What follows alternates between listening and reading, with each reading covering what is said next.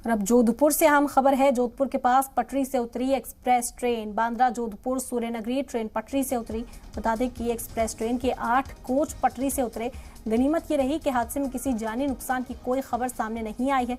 बहरहाल ये हादसा खौफजदा करने वाला था। जो लोग इसमें सवार थे वो इस वक्त दहशत में है, लेकिन किसी के भी जाने नुकसान की खबर नहीं आई, जिसके बाद राहत की सांस ली पैसेंजर्स ने भी और रेल इंतजामिया ने भी। जोधपुर के पास ये हादसा पेश आया। तस्वीरें आप देख सकते हैं, यहाँ पर 8 कोच एक साथ पटरी से उतर गए, इस तरह पलटे हुए नजर आए। तस्वीरें जरूर फिक्रमंद करने वाली हैं, फिक्र को बढ़ाने वाली हैं। बड़ा हादसा यहाँ पर पेश आ सकता था, लेकिन गनीमत रही कि यहाँ सभी महफूज हैं। किसी जानी नुकसान की कोई खबर नहीं सामने आई है। एक्सप्रेस ट्रेन के ये 8 कोच हैं जो पटरी से उतर गए। बांद्रा जोधपुर सूर्यनगरी ट्रेन है जिसके 8 कोच पटरी से उतरे हैं, लेकिन सभी लोग महफूज बताए जा रहे हैं।